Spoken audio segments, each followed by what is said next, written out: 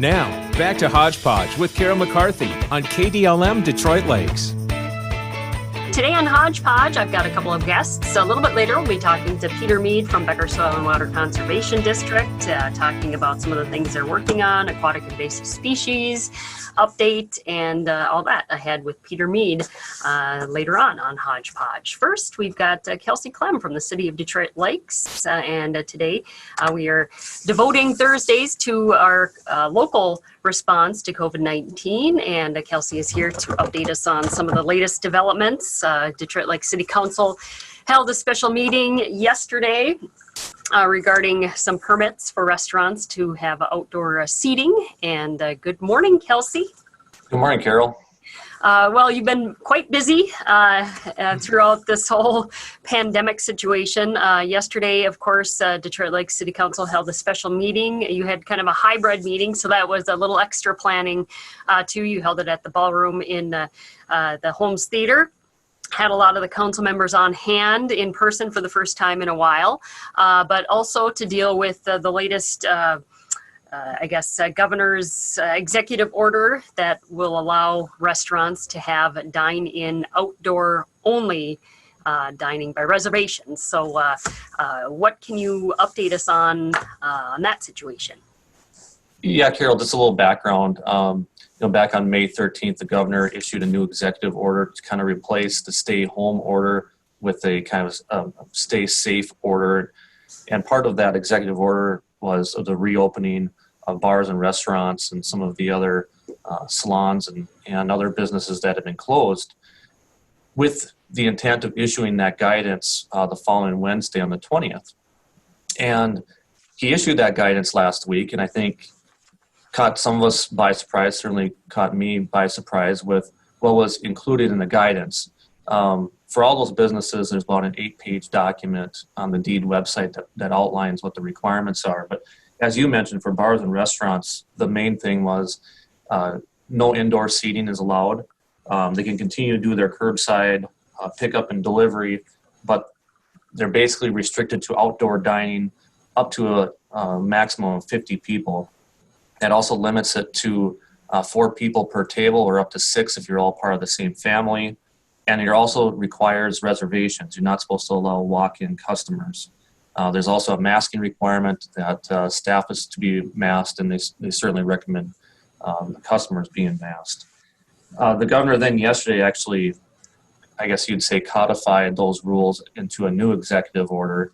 But really things kind of started heating up last week, because once we heard that, yes, bars and restaurants can open June 1st, but only to outdoor seating, I think it became apparent to those businesses and to myself, well, we have a lot of bars and restaurants that don't have any outdoor seating. Yes, there's a good number of them that have patios, but quite a few don't. So how is that going to work? What are we going to do to meet those needs? So that was really the purpose of the council meeting last night. And each request has, I'd say, varying degrees of approval. I know that sounds kind of bureaucratic, but there's truth to that. So, for example, there's a liquor license element. So on a liquor license permit, there's basically an approved premises. So in a lot of cases, it's just their building, or maybe if they have an attached patio, it's the building the patio. But now if they're going into a parking lot or a green space next to them, we have to expand that liquor premises. So that's one element of it. If they're moving into a parking lot, there's a zoning element, because now you're taking up parking spaces.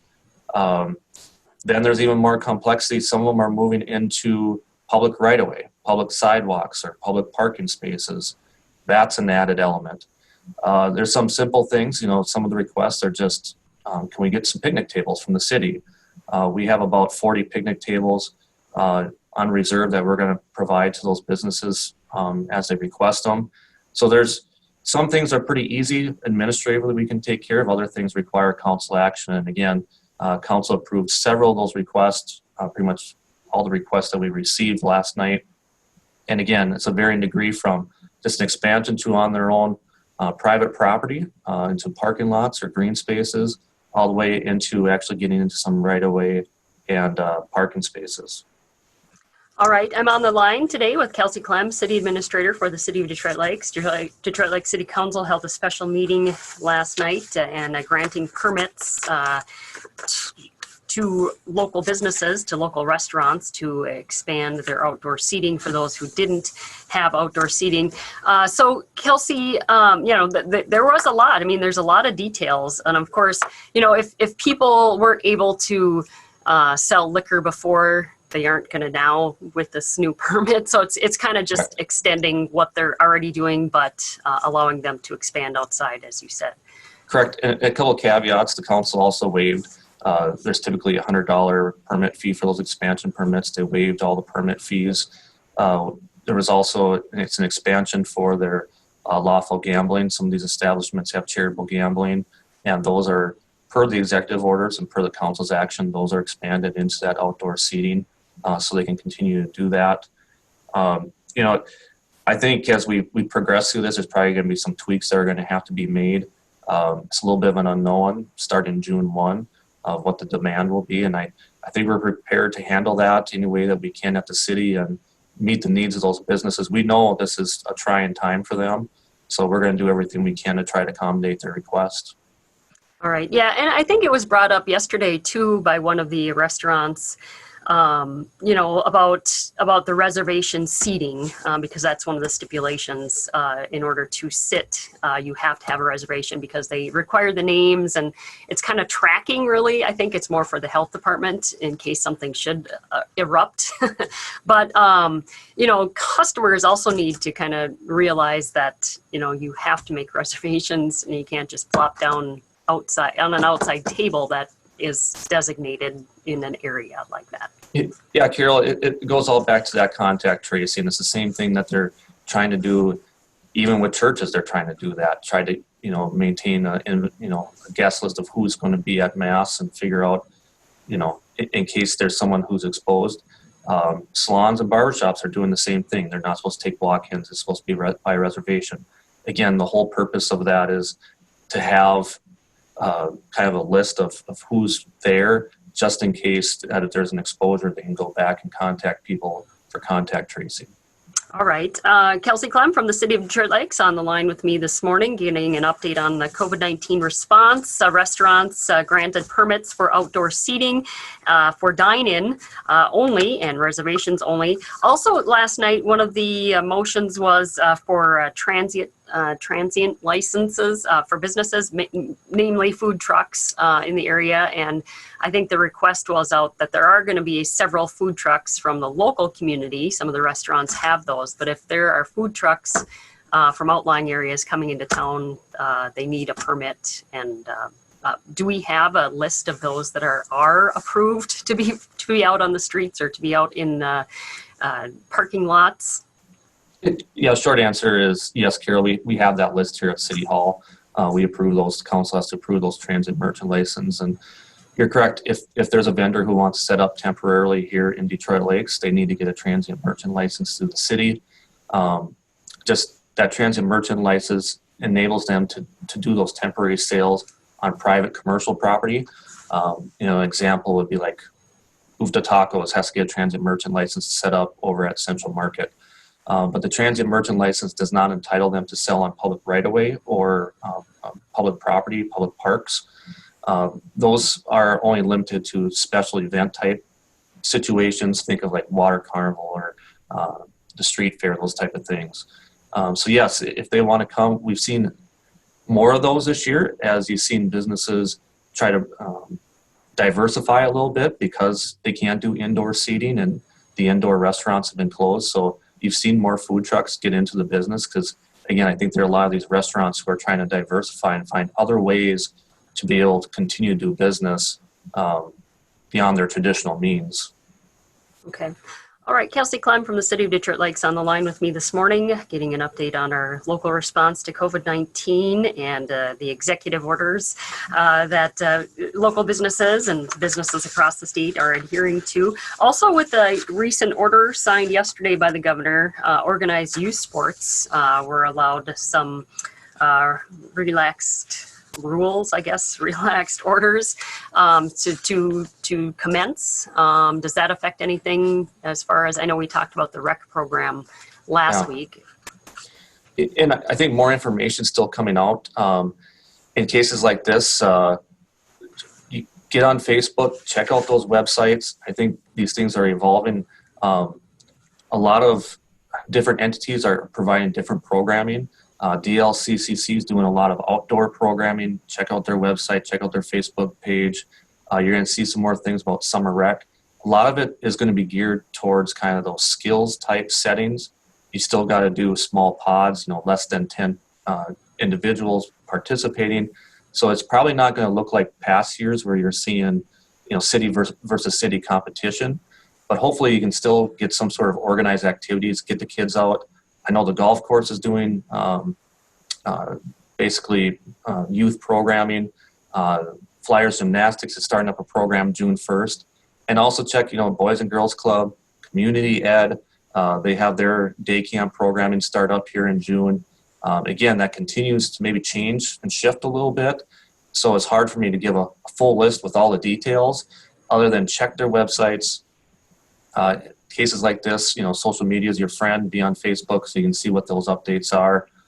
Boys and Girls Club are doing some great things with providing meals and also providing some different activity sets. Again, check out their page for more information on those. All right. And of course, we are into the unofficial summer opening of Memorial Day weekend has come and gone. And I think things went pretty well as far as activities and people kind of adhering to the rules and the orders. People are just, the days are getting more beautiful and the length of days are getting longer. But any other updates on that front with the city as far as how things are progressing during this pandemic? Any other changes that you wanted to get across today? Yeah, again, parks and beaches are open. Abide by the NDH guidelines. Abide by the 6-foot social distancing. Groups less than 10. We put out some signs too. Again, we don't. I know the newspaper had an article about use at your own risk, and maybe I should explain that a little bit. The idea is we don't want people to have this false security that the city's going out and sanitizing all of our playground equipment, sanitizing all of our benches every couple hours. That's not happening. So you just got to take those precautions. Yes, they're open. Abide by the rules, and then you just got to use your own safety precautions. If you use the porta potty, have hand sanitizers, those type of things. You're going to have to just take some responsibility to do those things on your own.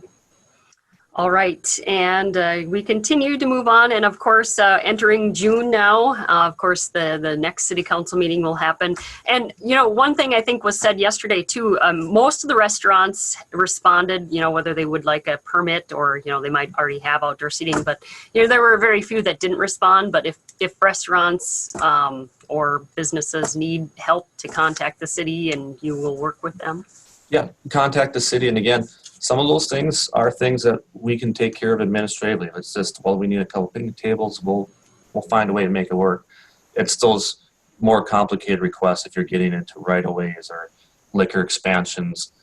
Those things definitely require council action. And, now the next 2 days, our job here at City Hall is to get information, get those permits out to those businesses that were approved last night so they're ready to go June 1st. Right, yeah, that's just days away. So Monday things will get rolling, and a little bit more what we expect over the summer, I guess, but just a little bit different moving through this pandemic situation. And right, Kelsey Clem from the City of Detroit Lakes on the line with me. And are you going to, just another note on the meeting, is the setup yesterday, is that what you're going to continue with come your regular meeting in June? Yeah, Carol, I think it worked pretty well. We have Planning Commission tonight. We're going to do the same thing. It's going to be at the Holmes Ballroom, kind of a joint or a hybrid meeting with using Zoom too. And yeah, I think that's probably what we're going to do going forward. Again, we're using the Holmes Ballroom. First of all, it's a great space. It's large enough. And then they have the technology there. Amy and Eric and their staff has been just great setting up the soundboard and all the mics. That's why it's worked out well for us, and I see us probably continuing that for a while. Mm-hmm. Yeah, I like how the city is embracing technology and working through this. So Kelsey, thank you so much for the update and all the work you're doing and organizing these weekly updates. I appreciate that very much. And thanks and good luck with the rest of this. Thanks, Kelsey Carol. Clem from the City of Detroit Lakes. We're going to take a break, and when we come back, Peter Mead from Becker Soil and Water Conservation District joins me next on Hodge Podge.